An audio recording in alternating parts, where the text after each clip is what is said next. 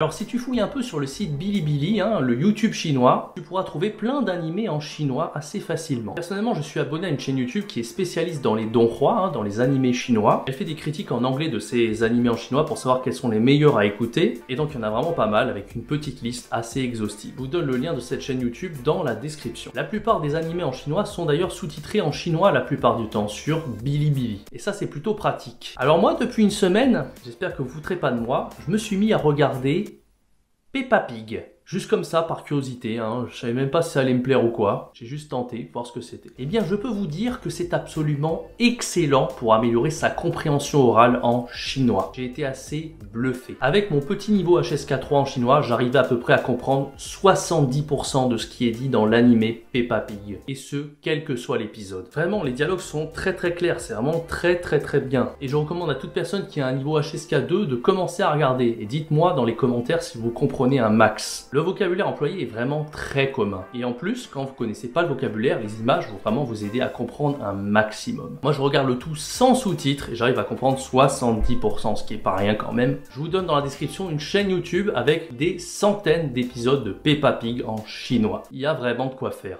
Moi, d'habitude, j'aime pas du tout le contenu qui est très enfantin, childish. À l'époque, il y a beaucoup de contenu en anglais et en allemand que je voulais pas trop regarder parce que je trouvais ça trop childish, justement. Et je sais pas pourquoi. Là, c'est très enfantin, très childish, Peppa Pig, mais ça me dérange pas tellement. Peut-être que mon niveau de chinois et d'anglais était trop avancé pour regarder ce genre de contenu, alors que mon niveau de chinois est bien moindre, ce qui fait que je prends du plaisir et je me sens progresser en chinois. Le mieux selon moi, c'est de regarder ce genre d'animé pendant qu'on fait autre chose. Mettre un épisode comme ça en bruit de fond pendant qu'on fait une autre activité. Par exemple, moi je mets Peppa Pig pendant que je fais à manger ou la vaisselle. Donc voilà, moi je te suggère vraiment de regarder Peppa Pig ou un autre animé d'ailleurs au choix, tout en faisant autre chose à côté. Ça peut être la vaisselle, faire à manger, faire du sport, peu importe.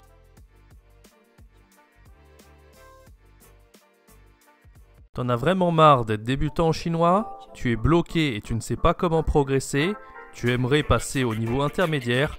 Alors, écoute ce que j'ai à te dire maintenant. Si tu es bloqué au niveau débutant, tu ne sais pas lire les caractères, tu n'arrives pas à converser en chinois et tu n'arrives pas à prononcer les tons et les pinyin en chinois, je te donne accès à une formation aux petits oignons qui va absolument décupler ton niveau. Vraiment, tu vas pas en croire tes yeux tellement tu vas progresser. Alors n'hésite pas à t'inscrire, profites-en, c'est le premier lien dans la description. Il n'y a vraiment pas à discuter, cette formation chinoise, c'est la meilleure que tu pourras trouver sur internet pour progresser en un rien de temps. Il n'y a pas à discuter, c'est le meilleur programme, c'est tout. Allez, vas-y, clique dans la description, premier lien. Voilà.